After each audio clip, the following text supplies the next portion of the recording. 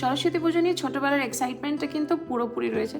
ছোটোবেলায় বাড়িতে আগে পুজো হতো, তারপরে আমরা যেতাম স্কুলে, মায়ের একটা শাড়ি অবশ্যই পরতাম, আর মায়েরই একটা কোনো ব্লাউজ সেটাকে হয়তো নিজের মাপে একটুখানি সেলাই করে নিতাম। এত বড় হয়ে গেছি, চকও এখন পরে ক্লাস 4 থেকে 5-এ উঠবে, কিন্তু সেই রকমই উন্মাদনা এবং এক্সাইটমেন্ট কিন্তু এখনও রয়েছে। আজকে আমি যে শাড়িটা পরেছি এটা একটা হাফ অ্যান্ড হাফ ঢাকাই শাড়ি, ওপরের দিকটা ল্যাভেন্ডার আর নিচের দিকটা হোয়াইট কম্বিনেশন। এটা মায়েরই কিন্তু একটা শাড়ি, মানে প্রথমে ভেবেছিলাম একটা হলুদ শাড়ি পরবো, তারপরে ভাবলাম মানে একটু বড় হয়ে গেছি, একটু ম্যাচিওর হয়ে গেছি, সো এই ল্যাভেন্ডার অ্যান্ড হোয়াইটের ঢাকাই শাড়িটাই আজকে পরলাম সরস্বতী পুজোর দিন। এখানেও কিন্তু আমার একটা ছোট্ট মানে এফার্ট রয়েছে। এই শাড়িটা নর্মাল একটা শাড়ি ছিল, যেরকম হয় আর কি, হাফ অ্যান্ড হাফ হোয়াইট ঢাকাই, তার সঙ্গে আমি এই পাটটা কিন্তু অ্যাড করেছি, আর এই পাটটা অ্যাড করাতে কিন্তু শাড়িটা অনেক বেশি এনহ্যান্স হয়েছে।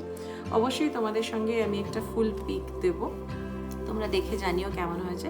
সো এই ক্রোশেটের পার্টটা আমি ল্যাভেন্ডার পোর্শনটাতে অ্যাড করেছি, আর হোয়াইট পোর্শনটাতে কিছু করিনি।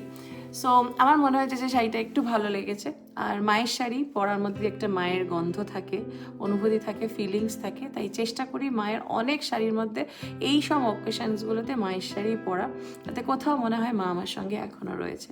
সো তোমরা জানিও কেমন হয়েছে। আর তার সাথে আমার ছোট্ট সরস্বতী ঠাকুর, তাকে সাজিয়েছি নিজের মতো করে, একটা ছোট্ট শাড়ি পরিয়েছি, নিজে হাতে শাড়িটা বানিয়েছি, সেই জন্য হয়তো এক্সাইটমেন্টটা অনেক অনেক বেশি। সো তোমরা জানিও কেমন হয়েছে আমার ছোট্ট সরস্বতী ঠাকুর।